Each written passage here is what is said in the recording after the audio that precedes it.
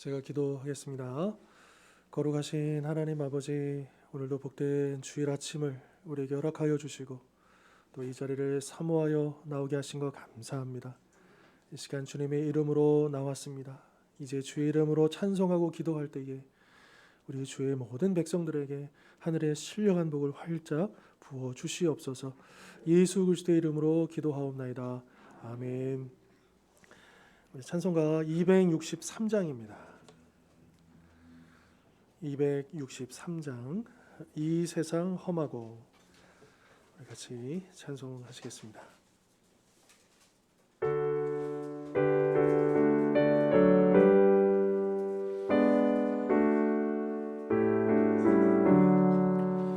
이 세상 험하고 나 비록 약하나 늘 기도 힘쓰며 큰 권능 얻겠네.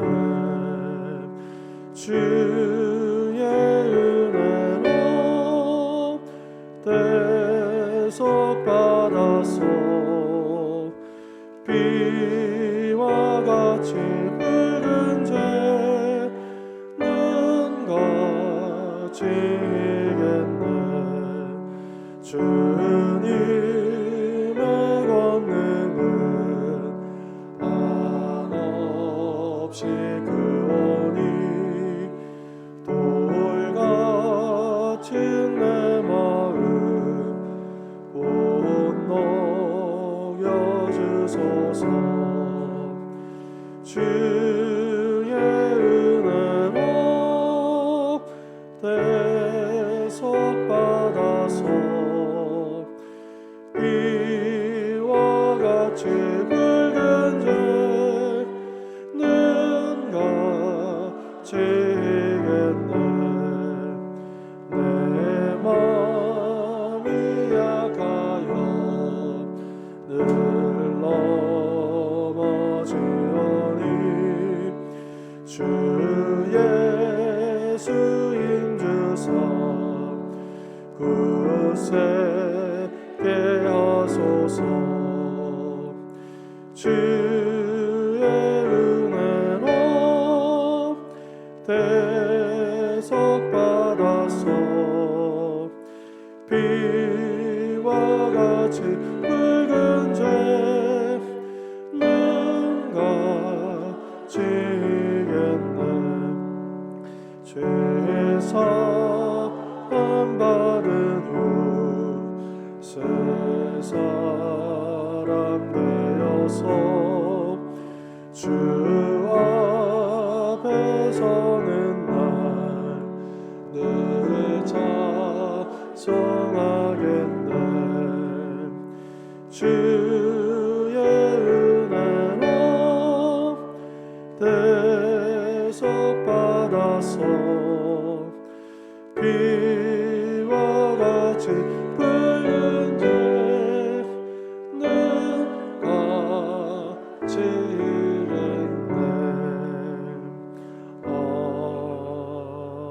아멘.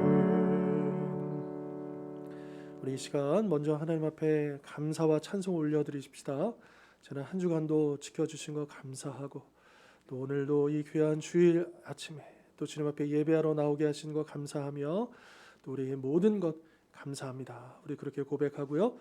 또 이제 감사함으로 나온 이 예배 가운데 우리의 마음이 준비될 수 있도록 또 우리 안에 모든 걱정과 두려움과 염려들을 내려놓고 또 주님 앞에 회개해야 할 모든 죄악들과 어두운 마음들, 흔들리는 마음들 이제 주 앞에 고백하면서 우리를 깨끗게 해주시기를 또 이 시간 합심하여서 감사와 찬송, 회개 간구의 시간 갖도록 하겠습니다. 함께 기도하시겠습니다.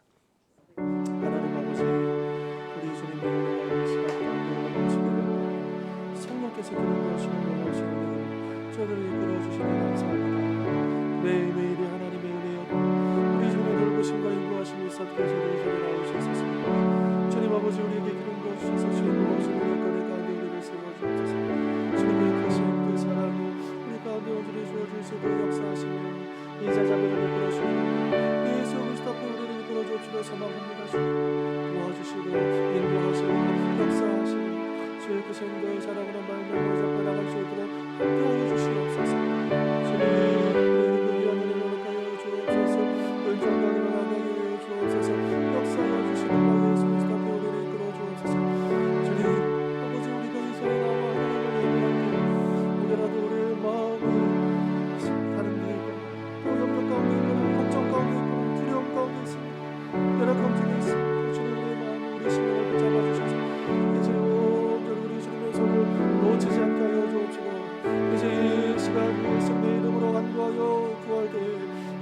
모든 죄악들을 깨끗하게 씻어주시고 그래서 우리를 보혈로 우리를 덮어주셔서 주님의 은혜의 보좌 앞에 서시는 그 은혜를 놓치지 아니하도록 하나님 아버지 우리를 이끌어 주옵시고 인도하여 주옵소서. 하나님 주님 주시는 그 평강과 기쁨과 감사함을 놓치지 아니하고 나갈 수 있는 그때 시간들을 인도하여 주옵소서. 그 신과 사랑을 우리를 이끌어 주옵시고 말씀을 하고 우리를 인도하여 주옵시고 역사의 주님과 예수 그리스도의 은혜 가운데 우리를 인도하여 주옵소서. 그 신과 사랑을 우리 가운데 나갈 수 있도록 역사하여 주옵소서. 우리 주님 한 사람 한 사람 우리 온 성도들 마음을 시작하여 주셔서 이 시간 온전히 우리의 주님을 말씀 아버지 역사하여 주시옵소서. 주님 우리를 주장하여 주옵시고 우리의 가운데 하나님과 깊이 만날 수 있도록 우리의 주의 음성을 들을 수 있도록 주님의 크신 사랑 가운데 우리를 세워주옵시고 역사하여 주옵소서. 크신 은혜가 우리 가운데 가득 넘치기를 소망합니다. 주님 도와주시옵소서. 그 은총을 베풀어 주시옵소서. 오 주님 감사합니다.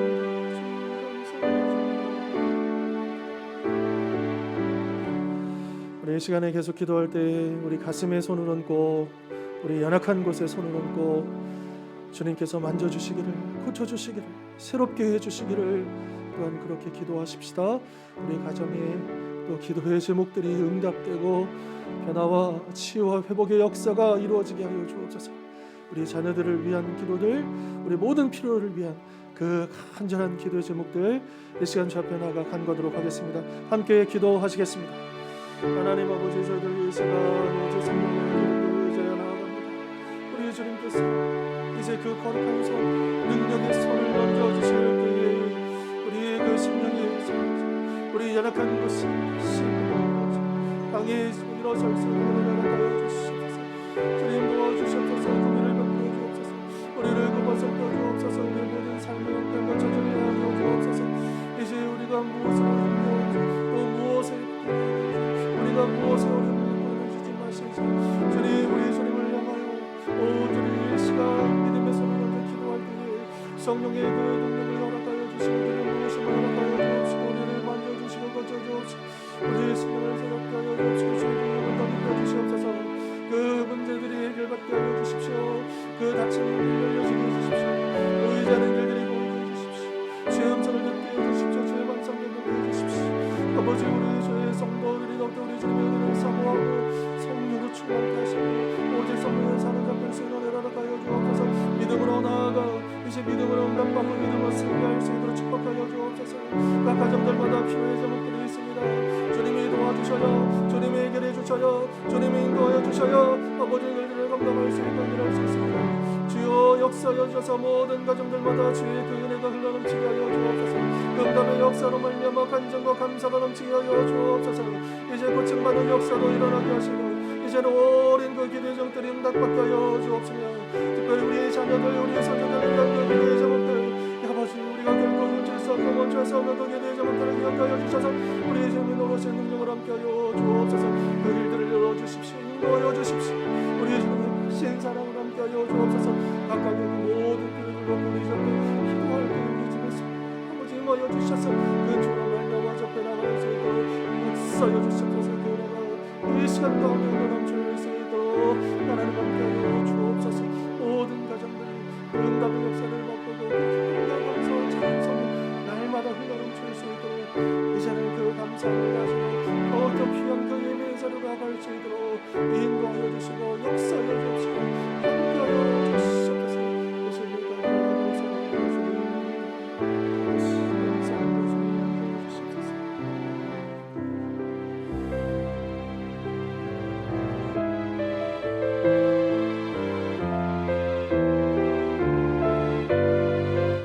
주제 찬양 우리 함께 올려드리겠습니다. 허무한 시절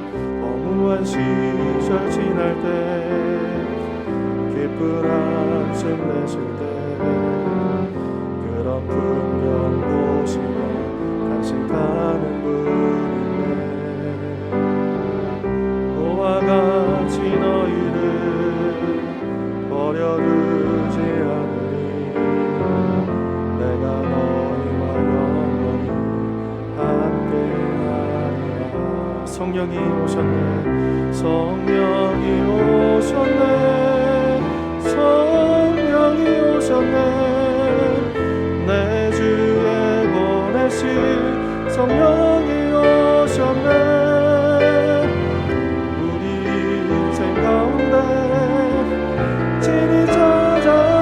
오셔서 그 나라 꿈꾸게 하시네. 억눌린 자 갇힌 자 억눌린 자 갇힌 자 자유함이 없는 자 피난처가 되시네. 성령님 계시네. 주의 영이 계신 곳에 참 자유가 있다네. 진리의 영이신 성령이 오셨네. 아멘. 성령이 오셨네. 성령이 오셨네. 내 주에 보내신 성령이 오셨네. 우리 인생 가운데 진히 찾아오셔서 그 나라 꿈꾸게 하시네. 성령이 오셨네. 성령이 오셨네. 성령이 오셨네. 내 주에 보내신 성령이 오셨네. 우리 인생 가운데 진히 찾아오셔서 그 나라 꿈꾸게 하시네. 아멘. 우리 이 시간에 기도할 때 정말 우리가 성령으로 말미암아 하나님 나라의 꿈을 꾸고 있는가 다시 한번 돌아봤으면 좋겠습니다. 우리에게 과연 꿈이 있습니까? 어떤 꿈이 있습니까? 우리의 심장을 뛰게 할 만한, 우리의 가슴을 뜨겁게 할 만한, 기도하지 않을 수 없는 그의 꿈들을 우리가 가지고 있습니까? 혹시라도 우리 육신의 연약함으로 또 내가 처한 그 환경 가운데 갇혀서 꿈꾸지 못하고 그냥 그렇게 흘러간 인생을 살아가고 있습니까? 이제 다시 한번 성령으로 충만케 하시고 우리로 하여금 하나님 나라를 꿈꾸며 우리의 남은 인생을 가장 가치 있는 그 일에 드려지게 주시옵소서. 저를 사용하여 주십시오. 우리 가정을 사용하여 주십시오. 하나님 나라를 위하여 거룩한 도구로 그렇게 쓰임받는 복된 인생이 되게 하여 주시옵소서. 우리 그렇게 기도했으면 좋겠고요. 더불어서 우리 주원교회 가운데 성령의 역사가 그 능력이 풍성히 나타나게 하시고 그 부흥의 축복을 더하여 주시옵소서. 우리 간절한 마음을 모아서 이 시간 접해 나가 간구하도록 하겠습니다. 함께 기도하시겠습니다. 하나님 아버지, 저희들 이 시간 성령의 충만함을 입고 우리가 꿈꾸는 인생, 우리 하나님 나라를 바라보는 그런 귀한 복된 삶을 살아갈 수 있도록 인도하여 주시옵소서. 주님, 우리는 왜 무기력하게 살아가고 있습니까? 방향을 잃어버린 채 그냥 그렇게 살아가고 있지 않습니까? 주여, 우리 인생의 참된 목적이 어디에 있습니까? 과연 무엇을 바라보며 나아가야 하겠습니까?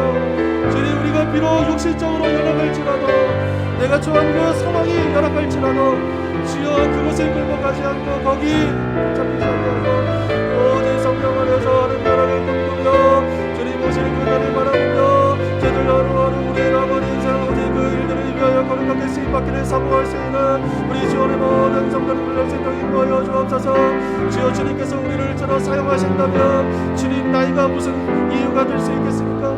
주님, 우리의 연약함이 어떤 핑계가 될 수 있겠습니까?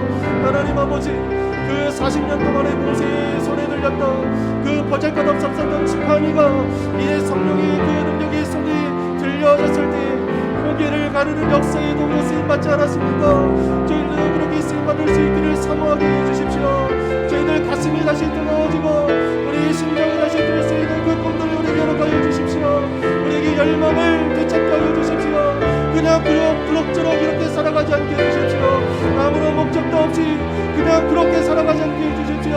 분명한 목표를 바라보고 다른 나라의 거룩한 일꾼임을 잃어버리지 아니하고 우리가 왜 이 땅에 존재하는지를 잊지 아니하고 분명히 가치 있는 그 삶을 위하여 나의 남은 인생을 온전히 드릴 수 있도록 도와주셨소서. 그래서 주님 앞에 섰을 때에 착하고 충성된 주님을 칭찬받는 우리 온 성도들이 되게 하여 주옵시고 그 꿈들을 향하여 달려나갈 수 있는 이제 영적으로 우리 모두가 다 청년과 같은 젊은이와 같은 삶을 살아가게 운영하며 따라 인도하여 주시옵소서. 하나님 아버지, 우리 주옵경 가운데 성령의 충만함을 하여 주십시오. 이 가운데 성령의 능력을 더하여 주십시오. 온 성도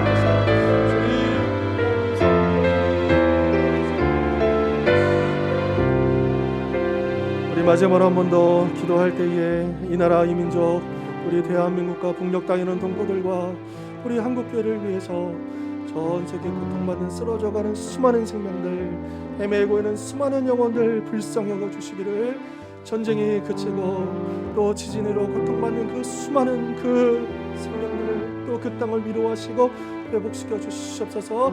우리 이 시간 간절한 마음으로 한 번 더 기도하며 나가도록 하겠습니다. 하나님 아버지 주님, 그 위에 손을 펼쳐주셔서 이 나라와 이 민족을 지켜 도와여 주옵소서. 우리 대한민국을 바로 세워주시고 옳은 길로 나아가게 하시고 이 위기 가운데서도 전원하고 일어나시고 제재하는 아버지 우리 대한민국이 되게 해주십시오. 이 나라를 이끌어가는 자들에게 정말 참된 지혜와 또한 선한 마음을 주시고 또한 고통 가운데 있는 백성들을 가슴으로 품고 그들의 아픔을 공감할 수 있는 지도자들이 되게 하여 주옵소서.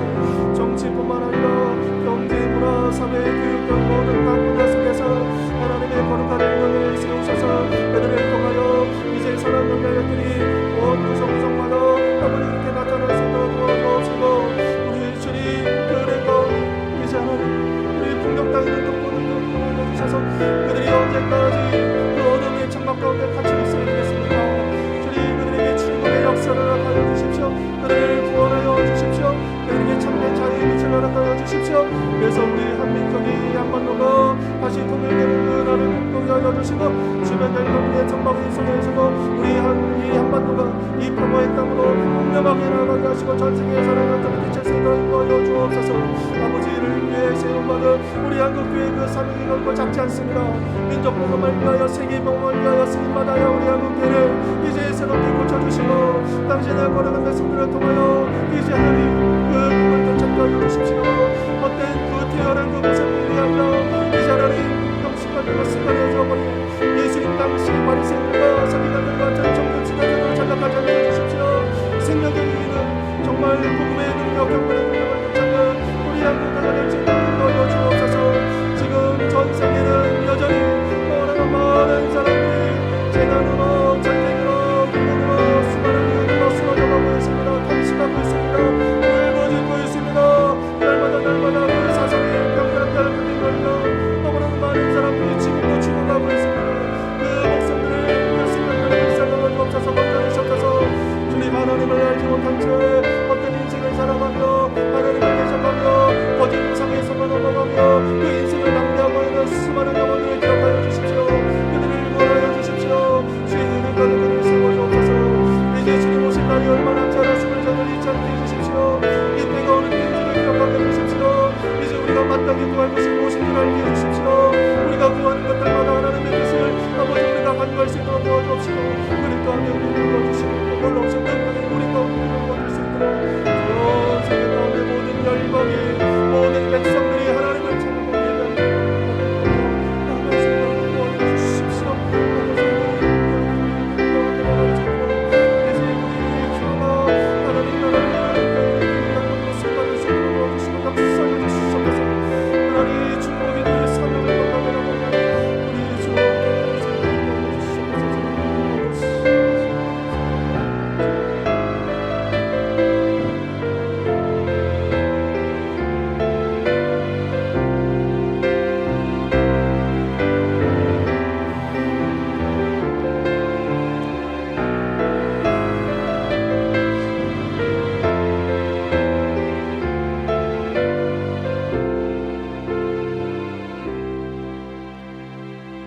모든 말씀 예수 그리스도의 이름으로 기도하옵나이다. 아멘. 이제 다 함께 사도신경으로 우리의 신앙을 고백하겠습니다. 나는 전능하신 아버지 하나님 천지의 창조주를 믿습니다. 나는 그의 유일하신 아들 우리 주 예수 그리스도를 믿습니다. 그는 성령으로 잉태되어 동정녀 마리아에게서 나시고 본디오 빌라도에게 고난을 받아 십자가에 못 박혀 죽으시고 장사된 지 사흘 만에 죽은 자 가운데서 다시 살아나셨으며 하늘에 오르시어 전능하신 아버지 하나님 우편에 앉아 계시다가 거기로부터 살아있는 자와 죽은 자를 심판하러 오십니다. 나는 성령을 믿으며 거룩한 공교회와 성도의 교제와 죄를 용서받는 것과 몸의 부활과 영생을 믿습니다. 아멘.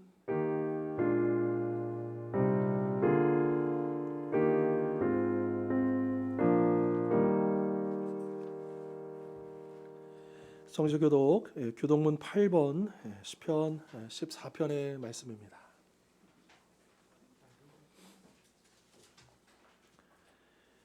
어리석은 자는 그의 마음에 이르기를 하나님이 없다 하는도다.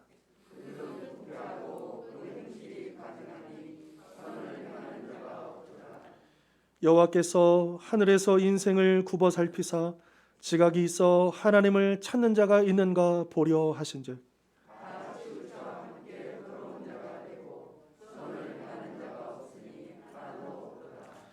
죄악을 행하는 자는 다 무지하냐? 그들이 떡 먹듯이 내 백성을 먹으면서 여호와를 부르지 아니하는도다.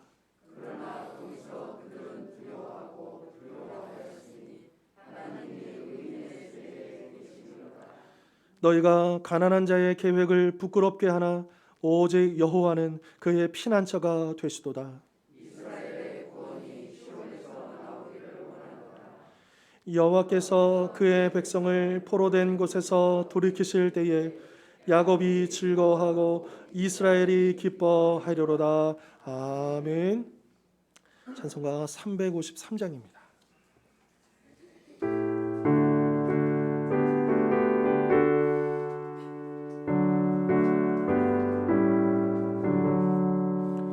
십자가 군병되어서 예수를 따를 때 무서워하는 마음으로 주 모른 채 할까. 나의 주 그리스도 나를 성량했으니 나 십자가를 벗으르 저멸류관쓰리. 무성도 피를 흘리며 큰 싸움하는데 나 어찌 편히 누워서 상 받기 바랄까. 나의 주 그리스도 나를 성량했으니 나 십자가를 벗으르 저멸류관쓰리. 이세 양먼 세상에 수많은 원수들 날 유혹하고 해치나 내 주만 따르리. 나의 주 그리스도 나를 성량했으니 나 십자가를 벗으니 저멸류관쓰리. 나 멸류관을 쓰려고 몸 바쳐 싸울 때 주 내게 용기 주시사 이기게 하시네. 나의 주 그리스도 나를 성량했으니 나 십자가를 벗으르 저멸류관쓰리. 승리에게 날 이르러 십자가 은병들 개가를 불러 영광을 주님께 돌리리. 나의 주 그리스도 나를 성량했으니 나 십자가를 벗으르 저멸류관쓰리.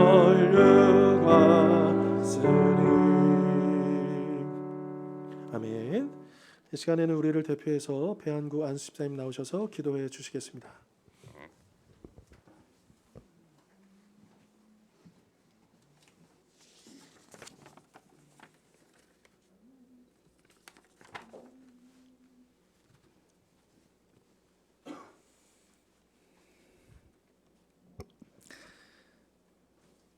사랑의 하나님 아버지, 하나님께서 창조하신 이 세상 만물 중에 하나님의 형상대로 우리를 창조하시고 하나님의 선하신 성품을 우리에게 불어넣어 주심을 감사드립니다. 하나님을 만나기 전 세상 죄 가운데 빠져 방황할 때 우리보다 먼저 우리를 찾아와 주시고 당신의 그 큰 사랑으로 우리를 우리의 죄에서 건져 주심을 감사드립니다. 예수 그리스도의 그 큰 희생과 사랑으로 우리의 죄와 허물을 덮어주시고 하나님의 사랑의 자녀들로 삼아주심을 감사드립니다. 하지만 하나님, 연약한 우리의 마음이 온전히 하나님만을 바라보지 않고 지은 죄가 여전히 많음을 용서하여 주옵소서. 하나님의 진리의 말씀인 성경이 우리 곁에 있음에도 늘 가까이 하지 못한 죄를 회개합니다. 성경 말씀을 읽고 들을 때마다 성령님께서 들려주시는 하나님의 뜻을 옳게 분별하며 깨닫는 우리가 되게 하여 주옵소서. 말씀을 읽는 데만 급급한 것이 아니라 듣고 깨달은 말씀을 우리의 삶 가운데 실천하여 세상 사람들이 우리의 모습을 통하여 하나님을 알고 깨닫게 하여 주옵소서. 하나님께서는 늘 귀를 기울이시며 우리의 기도를 기다리시는데 여러 가지 핑계로 하나님과 말씀과 교제와 대화를 멀리했던 것을 회개합니다. 늘 우리와 함께 하시는 하나님께 친밀한 대화를 이어갈 수 있는 우리의 기도가 되게 하여 주옵소서. 그리하여 성령 충만한 기도가 날마다 시마다 계속되게 하여 주옵소서.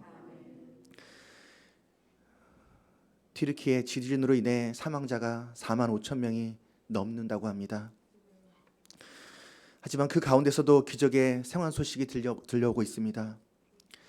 하나님, 이번 대지진으로 인하여 가족과 삶의 터전을 잃은 튀르키예 사람들의 마음을 위로하여 주시고 신락 같은 희망으로 구조를 이어가는 구조대에게도 힘과 용기를 주셔 끝까지 한 영혼 포기하지 않는 힘과 용기를 허락하여 주옵소서. 무엇보다 이러한 난리 소문을 들을 때마다 예수님께서 다시 오실 날이 멀지 않았음을 다시 한번 깨닫게 됩니다. 마지막 때에 등불을 켜고 신랑을 기다리는 처녀처럼 늘 깨어 주님을 기다리는 우리 주원교회 모든 식구들이 다 되게 하여 주옵소서. 이옥구 권사님 수술이 잘 되고 또한 좋은 병실에서 회복해 하심을 감사드립니다. 하루속히 건강이 회복되게 하시고 또다시 재발되지 않게 하여 주셔서 온전한 건강의 회복으로 주님의 사역을 끝까지 잘 감당하게 하여 주옵소서. 우리와 믿음의 한 식구인 선교사님들과 선교사님 사역을 위해 기도합니다. 아버님의 수술과 건강 문제로 한국에 들어와서 계신 정갑수 선교사님과 그 가정을 위로하여 주옵소서. 병원비와 또 아버님의 병간호로 힘든 선교사님과 그 가정에 하나님의 그 큰 위로와 도움의 손길이 이어지게 하여 주옵소서. 신학대학원 3년의 과정을 잘 마친 박종곤 선교사님의 CCC 외국인 유학생 전도와 제자와 사역 그리고 교회 전도사 사역을 잘 감당하게 하시고 사역 가운데 지치지 않고 건강하게 사역을 하게 하여 주옵소서.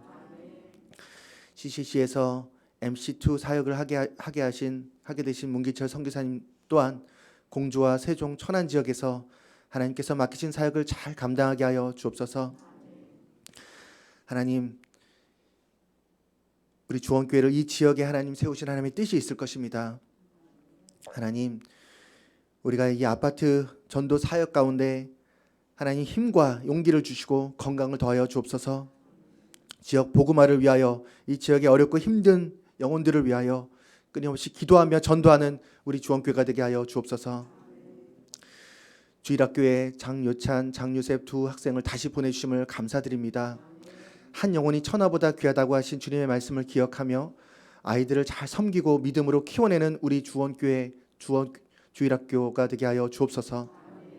교사들이 먼저 모범이 되어 말씀과 기도 가운데 성령 충만으로 아이들을 가르치게 하여 주옵소서. 이 시간 하나님께 예배할 때 신령과 진정으로 예배하게 하시고 목사님께 성령의 충만함을 허락하사 하나님의 말씀을 잘 대언하여 우리에게 깨닫는 말씀을 잘 전하게 하여 주옵소서. 이 모든 기도를 우리 주 예수님 이름 받들어 기도드립니다. 아멘.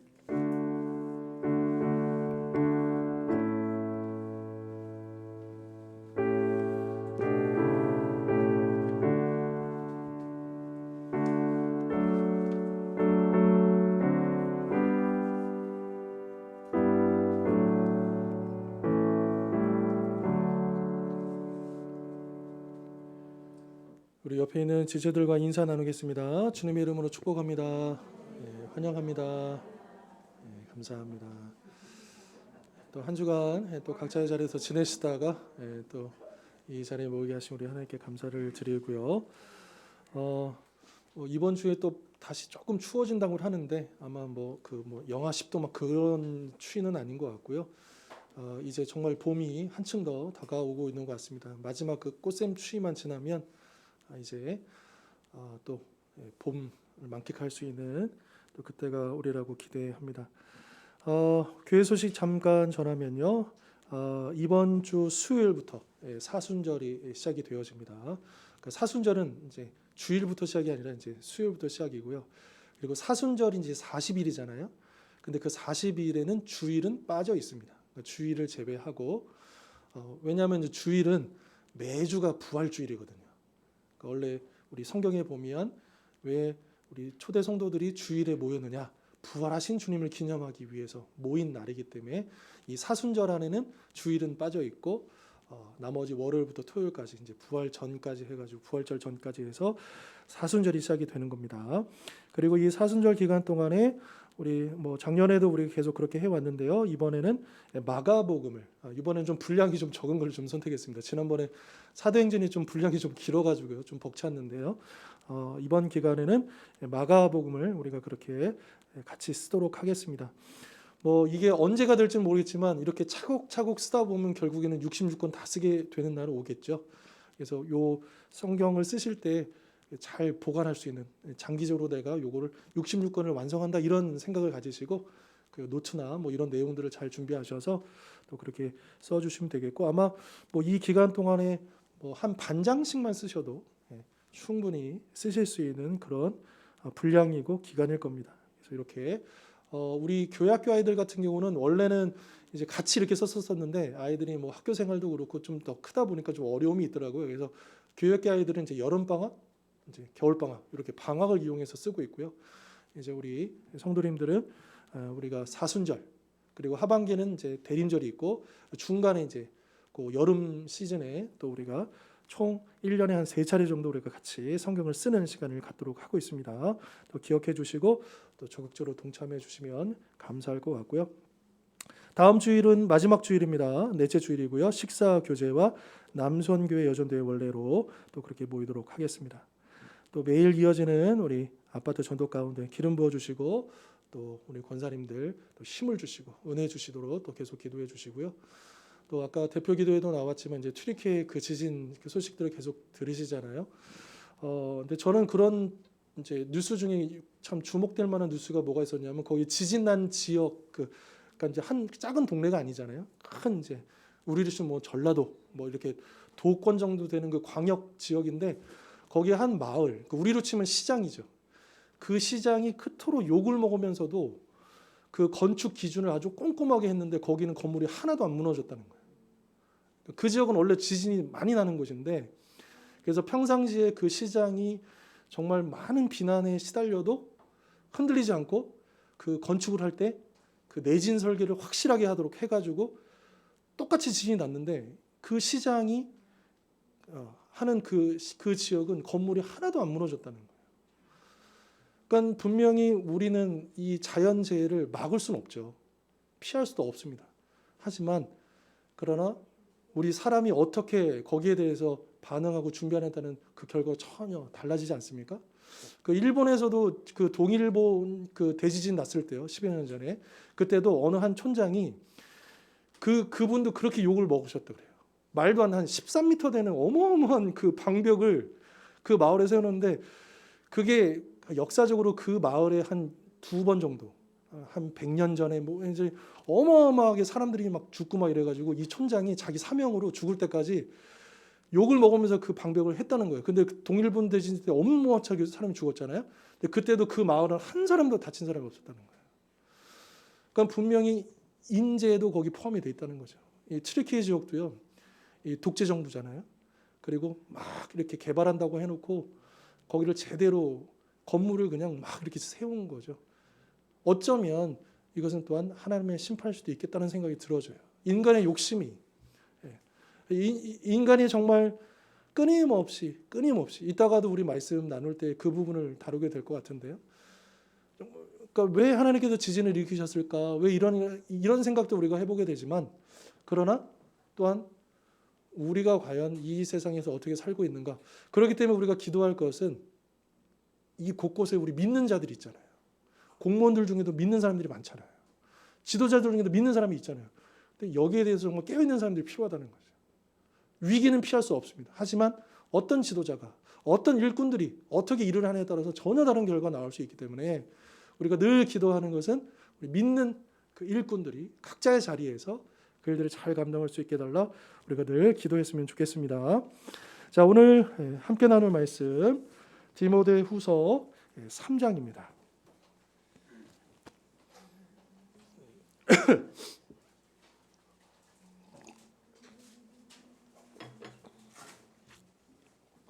디모데후서 3장 1절부터 9절까지 말씀이고요. 제가 가진 성경으로 신약 345면입니다.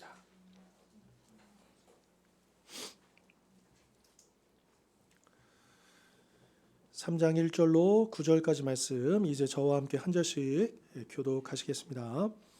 너는 이것을 알라. 말세에 고통하는 때가 이르러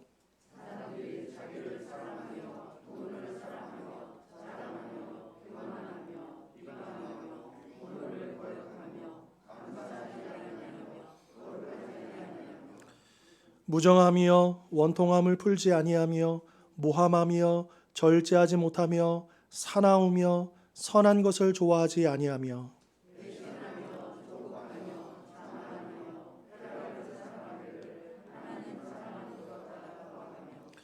경건의 모양은 있으나 경건의 능력은 부인하니 이 같은 자들에게서 내가 돌아서라.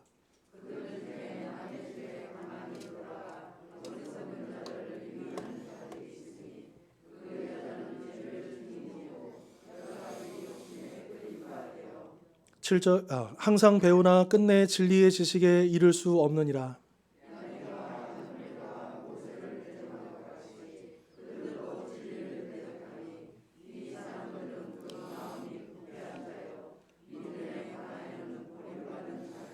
같이 읽겠습니다. 그러나 그들이 더 나아가지 못할 것은 저 두 사람이 된 것 같이 그들의 어리석음이 드러날 것입니다. 아멘. 우리 지난 본문에서는 우리 주인이신 하나님의 쓰심에 합당한 거룩한 그릇에 대해서 우리가 살펴보면서요, 혼자가 아니라 우리 지체들과 함께 경건을 추구하고 잘못된 길을 가는 지체들, 또 연약한 지체들을 온유하게 가르치는 깨끗하고 온유한 그릇이 되자라고 하는 말씀을 나누었습니다. 그리고 이어지는 오늘 본문에서는 이 말세의 특징이 과연 무엇인가, 이 부분을 살펴보면서 이 시대를 분별하고 경건의 능력을 갖추자라고 하는 말씀을 우리 함께 나누도록 하겠습니다. 자, 먼저 1절 보시면 바울은 디모데에게 말세에 고통하는 때가 이를 것이다. 그러니 이 때를 잘 대비하라. 이렇게 권면을 하고 있는 것이죠. 여러분들이 잘 알다시피 말세는 예수님이 이 땅에 오셨던 그 초림 때의 그 사건으로부터 시작이 되고 예수님이 이제 다시 오실 그 재림의 때에 끝나게 되는 겁니다. 그러니까 말세는 초림과 재림 사이의 모든 기간을 얘기하는 거죠. 그러니까 요한계시록이 말하고 있는 1000년이라는 그 기간, 바로 그 기간이 이 말세의 기간이다라고 하는 것입니다.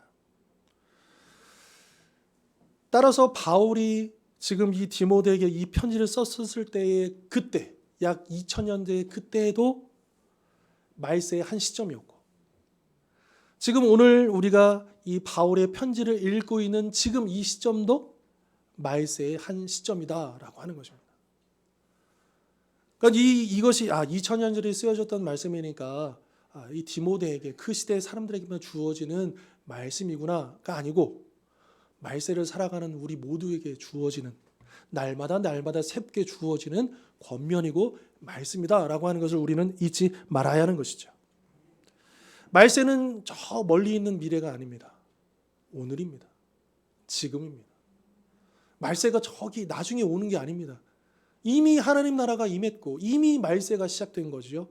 우리는 오늘 말세를 살아가고 있다라고 하는 것입니다. 그런데 문제는 그 말세가 고통하는 때라고 하는 것입니다. 이 고통이라고 번역된 이 헬라어는요, 문자적으로 어떤 뜻이냐? 견디기 힘들다라고 하는 뜻입니다. 배를 삼킬 듯한 폭풍이 몰아치는 위기의 상황을 염두하고 그런 표현을 쓰고 있는 거예요. 다시 말하면 이 말세는 정신을 바짝 차리지 않으면 자칫 사탄의 계략에 의해 이 세속의 물결에 휩쓸려 떠내려갈 수 있는 위험천만한 때다라고 하는 것입니다.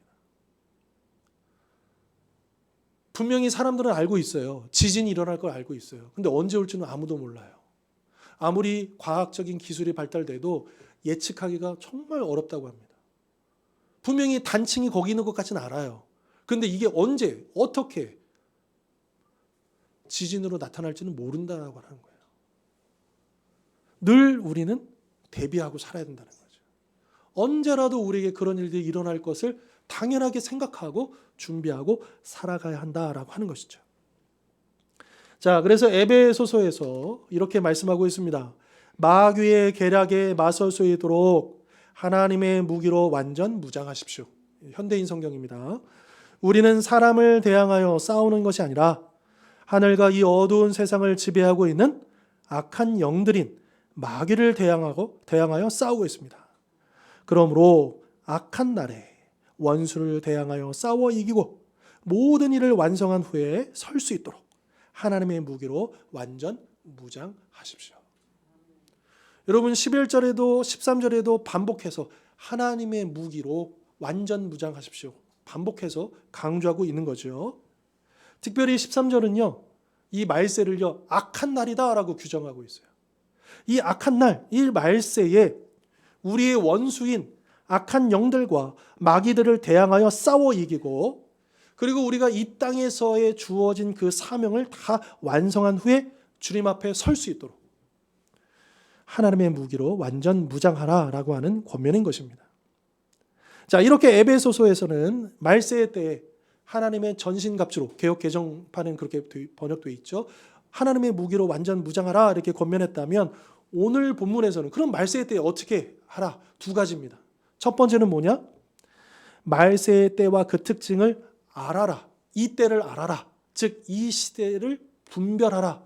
이렇게 1절에서 말씀하고 있고요. 그리고 5절에서는 이 말세의 악한 특징에서 돌아서라. 그것에 물들지 말라. 이렇게 권면을 하고 있는 거죠. 자, 그렇다면 도대체 말세는 어떤 특징으로 나타나는가? 어떤 모습으로 나타나는가? 오늘 본문을 우리 주목할 필요가 있습니다. 2절로 5절에 보면 이 말세의 때가 어떤지를 무려 19가지로 이렇게 나열해서 설명을 하고 있습니다. 한글 성경에서는 번역을 생략했지만 2절 맨 앞에는 왜냐하면이라는 접속사가 들어있어요. 무슨 말이냐? 말세가 왜 고통의 때냐? 2절로 5절에 나와 있는 이런 특징들이 나타나기 때문에 말세는 고통의 때다. 이렇게 설명을 하고 있다라고 하는 것입니다. 그런데요, 여기서 주목할 것은 이러한 말세의 특징이 다름 아닌 사람들에게 나타난다는 거예요.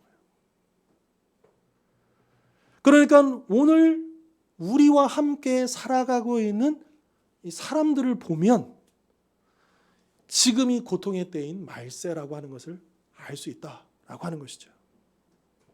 그렇다면 말세의 때에 사람들에게 나타나는 특징들은 과연 무엇일까?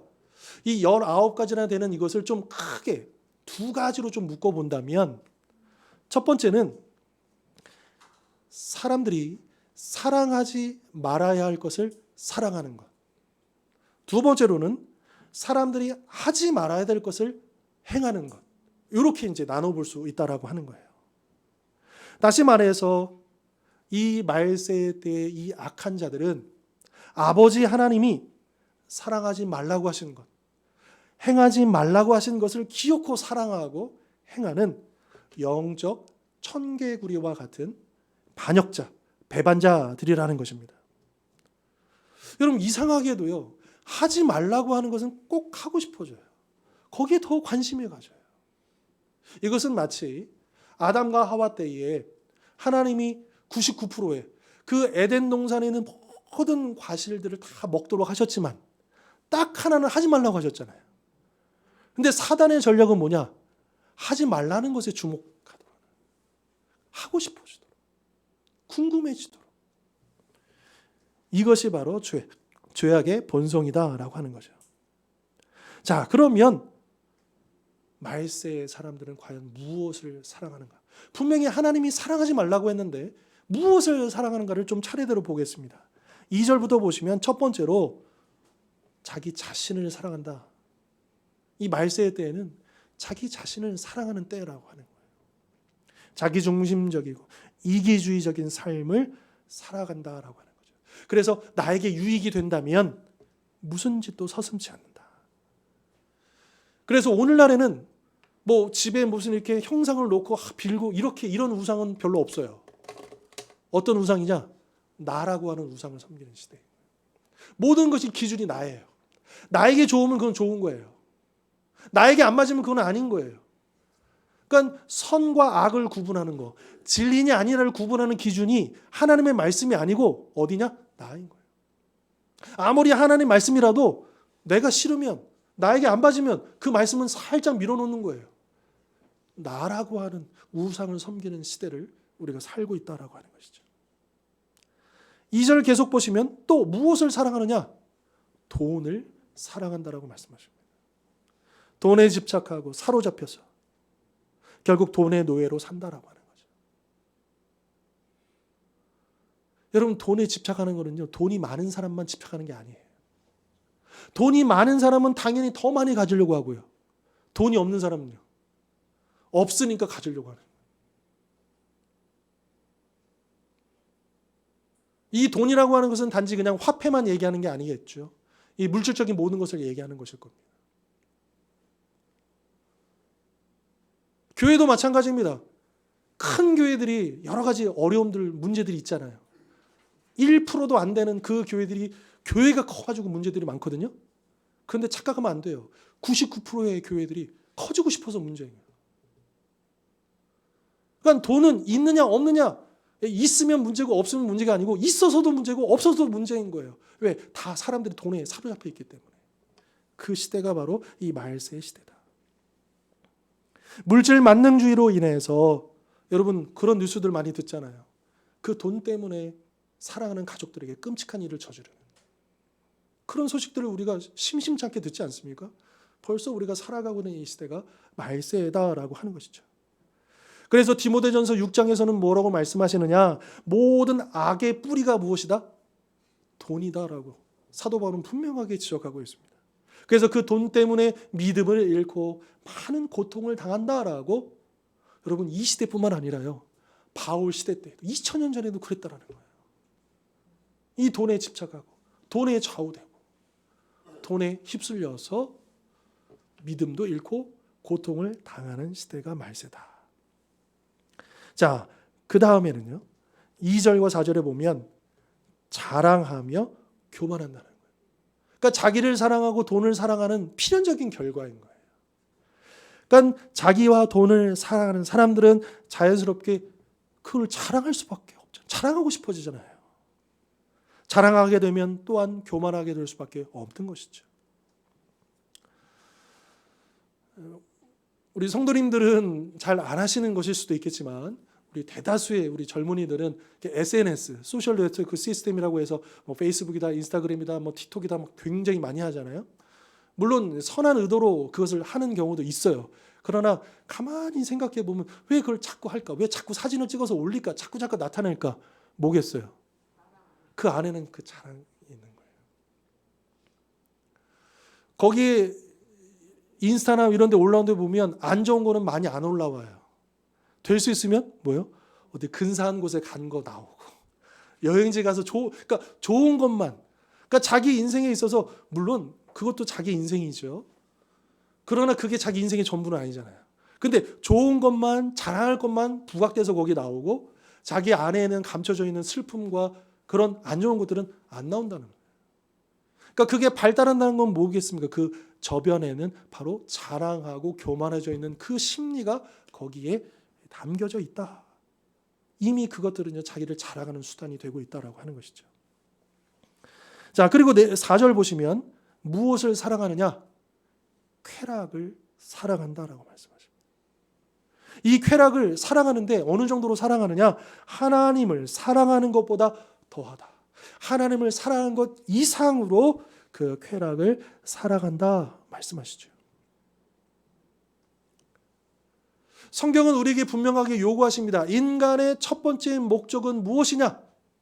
하나님을 영원롭게 하는 것이다.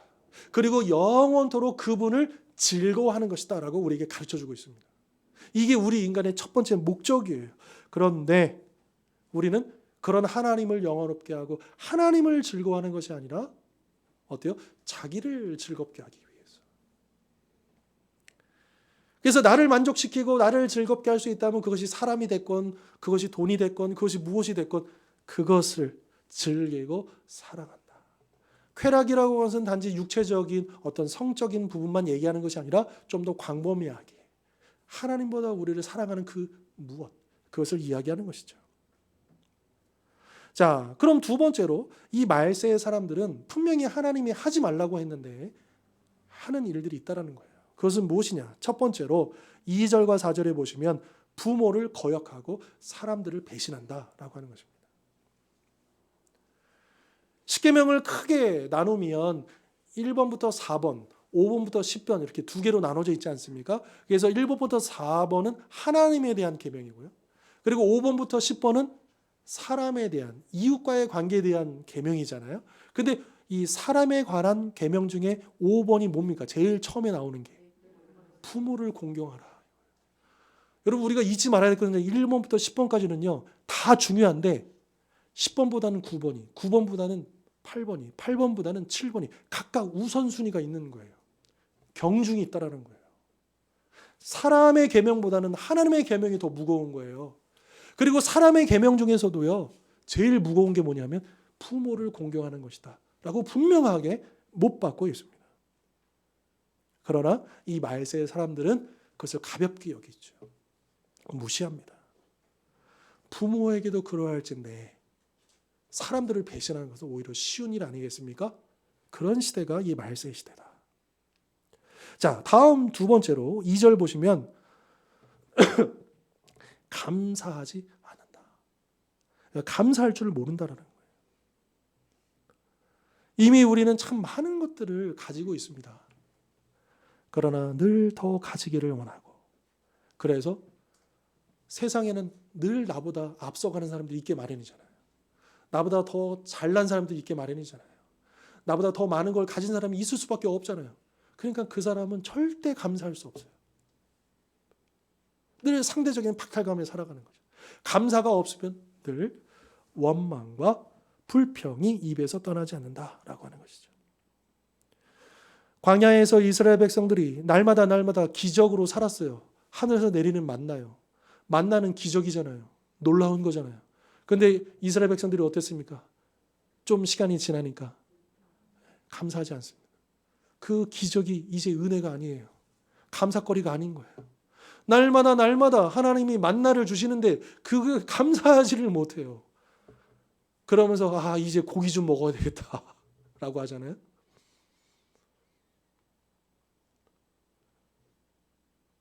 우리가 물론 억지로 감사할 수 있는 건 아니지만 그러나 감사의 삶을 살지 못하면 우리는 당연히 원망과 불평을 할 수밖에 없다라고 하는 거죠. 그 다음 2절 보시면 거룩하지 않습니다. 오히려 더럽고 추악한 것을 좋아하고 음란과 호색을 즐기는 것. 이 악한 시대의 특징인 것이죠. 또 3절에 보시면 넷째로 무정하며 원통함을 풀지 않습니다. 무정하다. 정이 없어요. 잔인해요. 원통함을 풀지 않는다.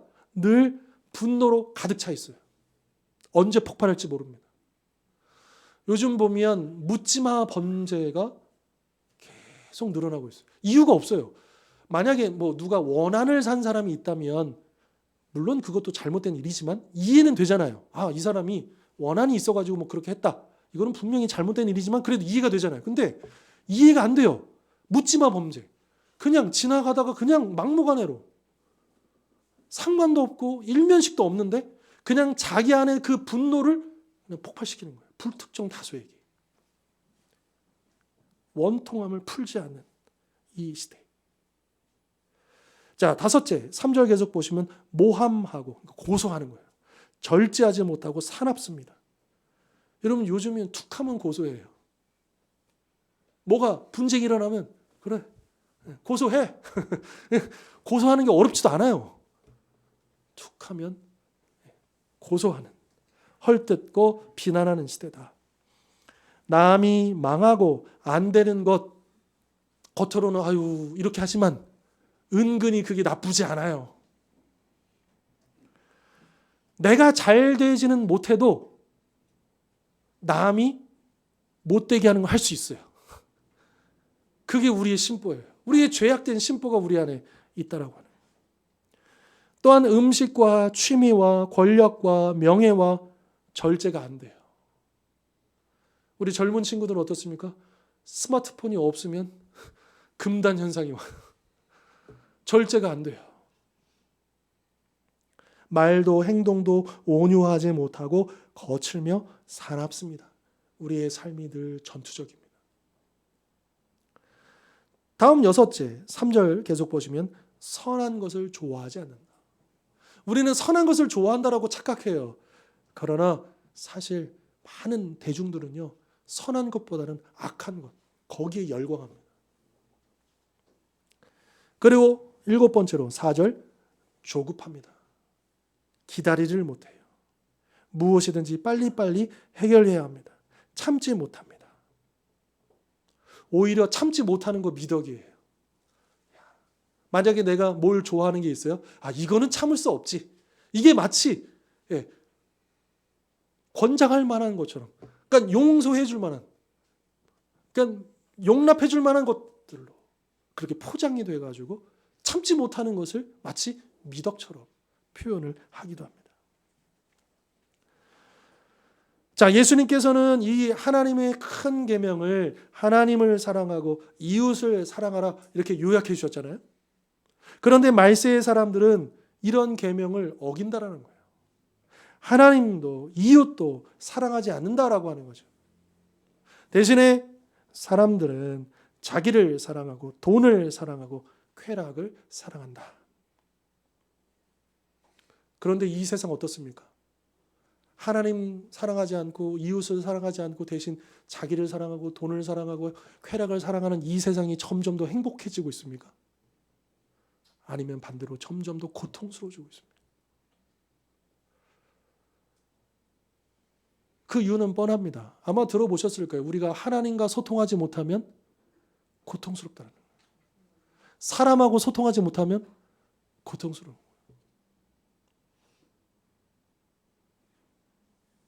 하나님뿐만 아니라 사람들과의 관계 속에서도요. 가족들과의 관계 속에서도요. 소통이 안 되면 고통스러워요. 왜 하나님께서 하나님을 사랑하라, 가족과 이웃을 사랑하라 명령하셨을까요? 일단 그 명령은 가능한 명령입니다. 우리가 실천 가능한 명령입니다. 그리고 하나님께서 우리에게 그 명령을 주셨다는 것은 누구를 위해서 그 명령을 내리셨을까요? 우리의 행복을 위해서 주신 명령이 아닐까요? 그런데 이 세상의 악한 이 시대는 하나님을 사랑하지 아니하고 이웃을 가족을 사랑하지 아니하며 말미암아 행복이 오는 것이 아니라 더 고통이 옵니다.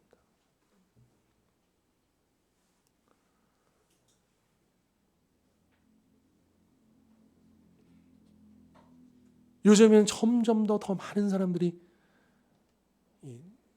정신과를 찾습니다.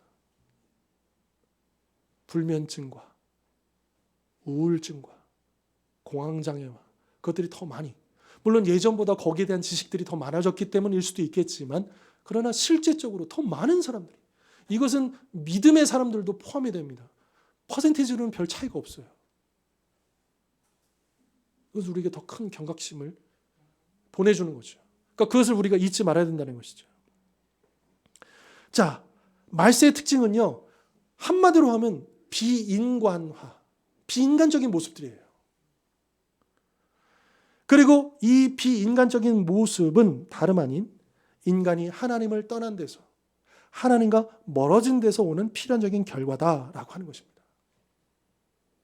여기에 대해서 여러분들은 어떻게 생각하십니까? 이러한 특징들 때문에 지금이 고통하는 말세다라고 하는 것에 동의하십니까? 혹시 여러분들의 삶에서도 이러한 특징들이 나타나고 있지 않습니까? 특히 5절을 보시면 바울은 이러한 특징을 가지고 있는 사람들을 누구라고 부르고 있느냐? 경건의 모양은 있으나 경건의 능력은 부인하는 자들이다 라고 규정하고 있습니다. 여러분, 이들은 불신자가 아니에요. 신자들을 얘기하는 거예요. 불신자들에게 경건의 모양이 어디 있습니까? 지금 사도 바울이 염두하고 쓴 이 표현들은 우리 믿는 자들을 향해서 얘기하는 거예요. 경건의 모양은 있지만 경건의 능력은 부인하는 자들. 경건의 모양은 무엇일까요? 우리가 예배드리고 봉사하는 모든 종교적인 행위를 가리킬 것입니다. 그런데 그런 종교적인 행위는 있지만, 그것을 열심히 하지만, 그러나 안타깝게도 영적인 성숙과 인격적인 변화와 성령의 열매가 없는 자들, 그들을 바로 경건의 능력이 없는 자다, 부인하는 자다, 이렇게 부르고 있는 것이죠. 그러면 성령의 9가지 열매를 생각해 보십시오. 사랑부터 시작해가지고 쭉 나오는 그 열매들은요, 다 인격적인 열매예요. 하나님과의 관계와 사람들의 관계에서 맺어지는 열매예요. 결국 성령의 열매는요, 하나님을 사랑하고 가족과 이웃을 사랑할 때 피울 수 있는 꽃과 같은 거예요. 이 말세의 특징하고는 정반대인 거예요. 이러한 자들의 신앙은 형식적이고 껍데기만 남은 신앙입니다. 그래서 능력이 없죠. 능력이 없으니까 외적으로라도 포장해야 돼요. 그럴싸하게 포장해야 돼요. 초라하고 궁핍한 속사람을 감추기 위해서 화려하고 있어 보이도록 겉사람을 더욱 과시하는 것이죠. 이것이 바로 당시 에베소 교회의 심각한 문제였고, 사실 오늘날 우리의 문제이기도 합니다.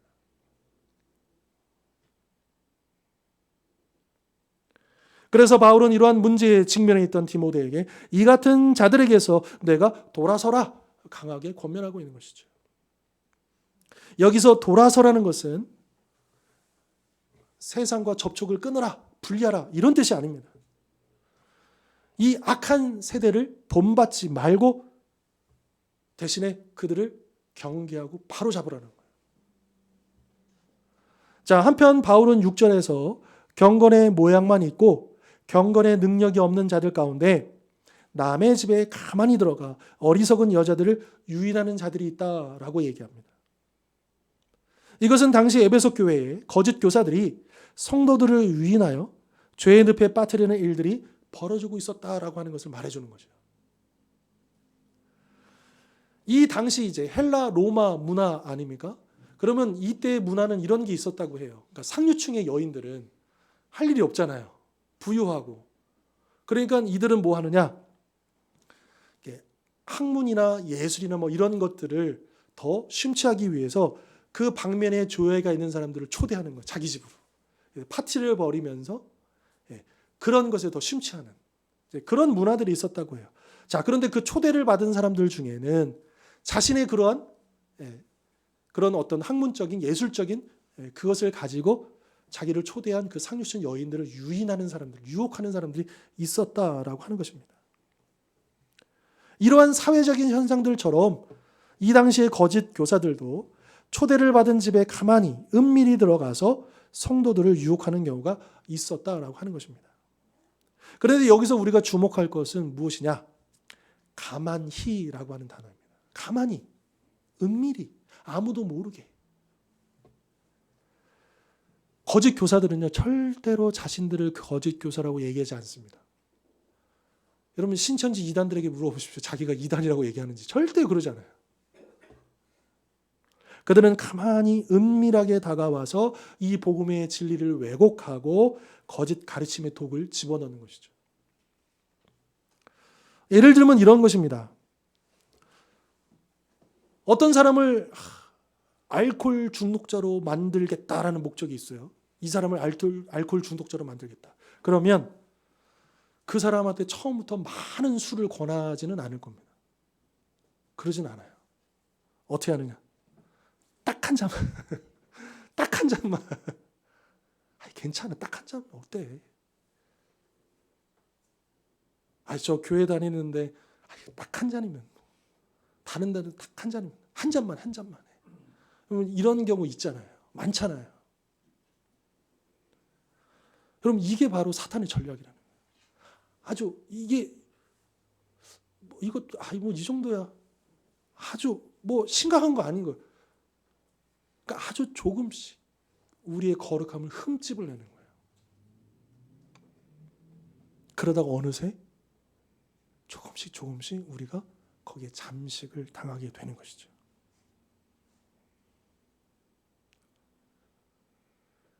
요즘에 마약에 관련돼서 우리나라도 마약 청정국이 아니다. 젊은이들 요즘 20, 30대들이 이 마약에 많이 이제 노출된다 그러잖아요. 근데 이 마약을 팔아먹는 사람들의 전략도 똑같아요. 처음에는 공짜로 그 술에다가 조금씩 한 방울 두 방울씩 섞어서 줘요. 그거를 그 황홀함을 그걸 경험하게 하죠. 근데 이게 한두 번 반복되면 이제는 그 사람들이 찾는 거예요. 그러니까 이 마약을 파는 사람들은 처음에는 공짜로 제공해주고 맛을 보게 해준 다음에 거기에 조금씩 그럼 이 사람들이 견딜 수 없어서 자꾸 그걸 찾는 거예요. 끊을 수가 없는 거예요. 이제 거기에 사로잡히는 거죠. 이건 마귀의 짓이에요. 분명합니다. 혹시 지금 나를 가만히 조금씩 유혹하는 사탄의 전략은 무엇이라고 생각하십니까?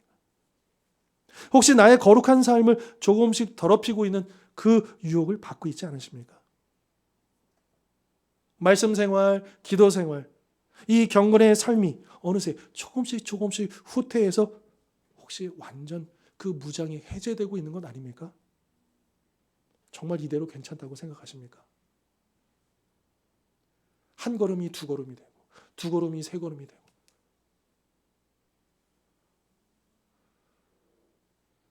우리의 그 신앙이 나아가지 않으면 멈춰서는 게 아닙니다. 넘어집니다.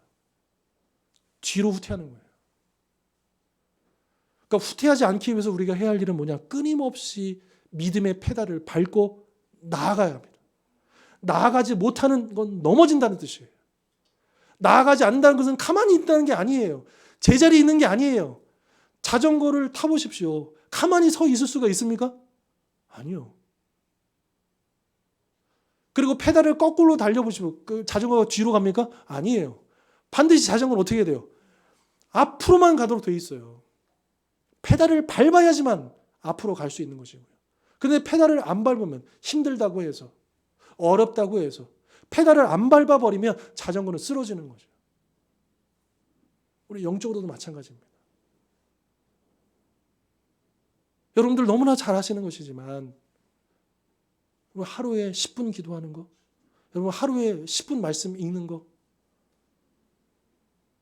내가 너무 바빠서 때로는 그것도 힘겨울 때가 있을 수 있어요. 그러나 여러분 그 한두 번 그 놓치는 게 아무것도 아닌 것 같죠. 당장에는. 근데 어느새 이제는 그건 아무렇지도 않아요. 이제는 반대예요. 어쩌다 한 번씩 생각나요. 말씀 읽어야지.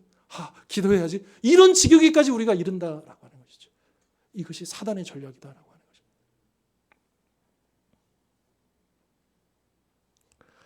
자, 그런데 우리를 유혹하는 사단의 이 전략도 우리가 경계해야 되지만 또 한 가지 우리가 경계할 것이 있습니다. 6절 다시 한번 보시면 이 거짓 교사들이 어리석은 여자들을 유인한다 그랬잖아요. 그런데 6절을 쭉 읽어보면 그 여인들이 그 유혹에 넘어가는 이유를 하나 더 이야기해 주고 있어요. 6절 맨 마지막 보면 그 여자는 죄를 중히 지고 어떻게 해요? 여러 가지 욕심에 끌린 바 돼요. 그러니까 사탄이 그 여인들을 유혹한 것도 있지만 또 하나 이 손바닥도 이게 장단을 이렇게 해야 소리가 나는 것처럼 이 여인들에게는 뭐가 있었다는 거예요? 여러 가지 욕심들이 이게 만난 거예요. 혹시 나에게도 여러 가지 욕심이 있을 수 있다. 갖고 싶고 하고 싶고 이루고 싶고 보고 싶고 가고 싶고 먹고 싶고 끝이 없죠. 물론 그 욕망, 우리가 하고 싶은 그 욕망 자체가 죄라는 건 아닙니다. 하지만 그 욕심들이 잉태하여 죄를 낳고 그 죄가 장성하여 결국 사망을 낳게 된다라고 하는 말씀을 잊지 말아야 하는 것이죠. 7절에서 말씀하고 있듯이 욕심에 이끌려 거짓 교사들의 유혹에 넘어간 여인들처럼 그들은요 항상 배우지만 끝내 진리의 지식에 이르지 못합니다.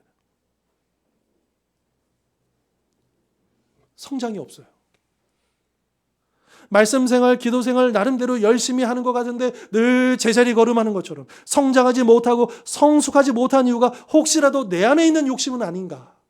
그것 때문은 아닌가? 우리는 생각해 볼 필요가 있다라고 하는 것이죠.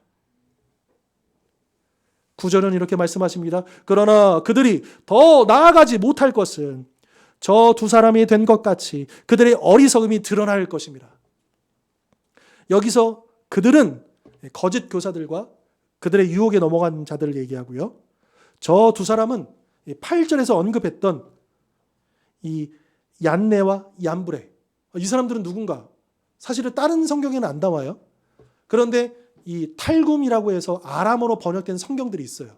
유대인들의 문서인 거예요. 그러니까 이 구약 성경을 아람어로도 번역하고 랍비들이 이 구약 성경을 의역하고 주석을 단 그런 기록들이 있어요. 탈굼도 굉장히 종류가 많거든요. 그 탈굼 문서들을 보면 이 모세가 지팡이로 뱀을 만들 때 그 애굽에 마술사들이 있었잖아요. 그 마술사들을 얀네와 얀브레로 밝히고 있어요. 그들을 생각해 보면 모세의 지팡이가 뱀으로 딱 변하니까 그 마술사들 어떻게 합니까? 자기들도 그 지팡이로 뱀을 딱 만들어요. 그렇죠. 그런데 곧 어떻게 됩니까? 하나님의 지팡이 그 뱀이 그들의 뱀을 잡아먹어 버립니다. 그들의 실체가 드러나요. 마찬가지로 지금 더 이상 앞으로 나아가지 못하는 우리의 영적인 실체도 곧 드러나게 될 것입니다. 아까 경건의 능력은 없기 때문에 우리의 속사람은 초라하기 때문에 그래서 경건의 모양으로 그럴싸하게 포장한다고 말씀드렸잖아요. 근데 그것도 얼마 못 가서 드러난다라고 하는 거예요. 8절의 말씀처럼 마음이 부패했으며 믿음에 관하여는 버림받은 자였음이 드러나게 된다. 이 얼마나 두려운 말씀입니까?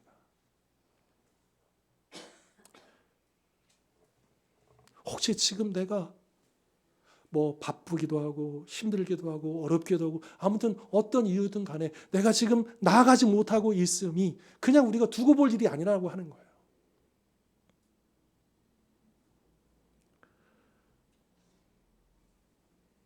혹시라도 내가 그러한 사람이 되지 않도록 늘 우리 자신을 돌봐야 한다라고 하는 것이죠. 자, 오늘 본문은요, 우리에게 말세의 특징이 무엇인가를 설명해 주고 있고요. 그래서 우리는 그 말세의 때를 분별할 줄 알고, 그리고 그 말세의 악함으로부터 돌아서서 경건의 능력으로 맞서 싸우라. 이렇게 우리에게 말씀하고 있습니다.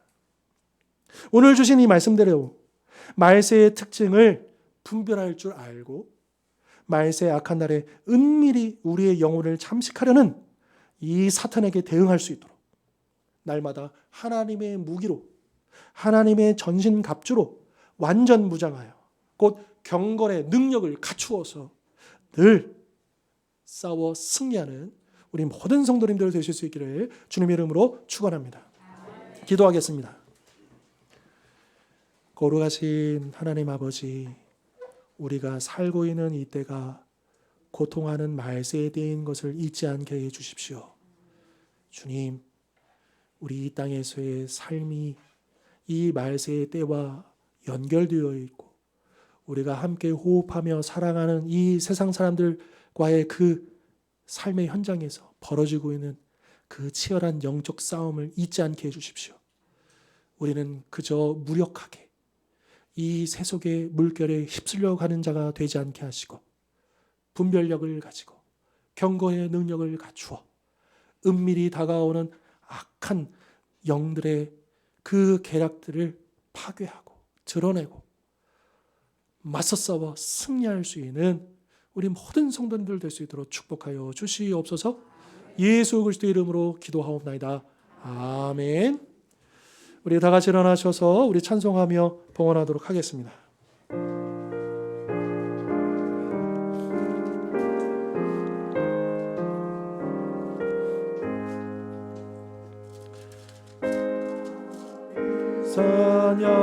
찬양을 주께 드리 magdala 마리아 본받아서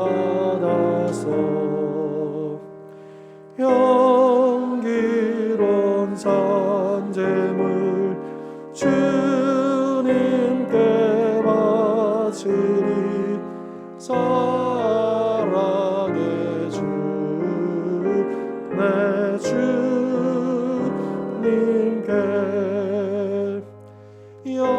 연약한 자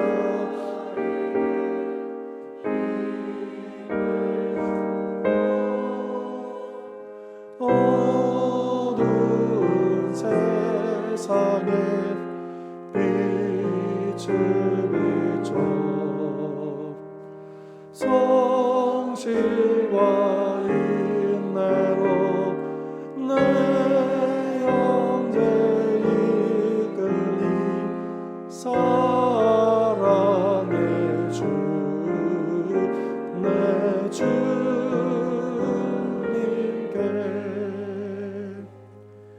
은혜가 풍성하신 하나님 아버지, 오늘도 주님 앞에 나오며 이 귀한 예물 드리게 하시니 감사합니다. 기쁘게 받아 주옵시고 이 예물을 통하여 하나님의 영광만이, 예수의 복음만이 전파되게 하여 주시옵소서. 우리의 사랑하는 성도님들 얼마나 애쓰며 수고하며 어려움 중에도 이 예물을 믿음으로 드렸습니까? 그 모든 형편과 처지를 헤아려 주십시오. 모든 필요가 넘치도록 채워지게 해주십시오. 갑절의 믿음을 더하여 주셔서 무엇을 하든 하나님의 큰 기쁨이 되는 삶을 살아갈 수 있도록 인도하여 주시옵소서. 주님, 우리가 살고 있는 시대가 말세라는 것을 다시 한 번 더 되새기게 되었습니다. 이제는 자다가 깰 때가 되었고 어둠의 도구가 아니라 빛의 도구로, 복음의 도구로, 생명의 도구로 쓰임받는 우리의 삶이 되게 하여 주시옵소서. 전 세계에 벌어지고 있는 난리와 난리의 소문들, 전쟁과 전쟁의 소문들을 들으면서 더욱더 깨어서 주님 오실 그 날을 준비하는 우리의 삶이 될 수 있도록 친히 인도하여 주시옵소서. 특별히 우리 연약한 지체들을 기억하여 주십시오. 그 마음이 지치고 공고한 지체들을 불쌍히 여겨 주십시오.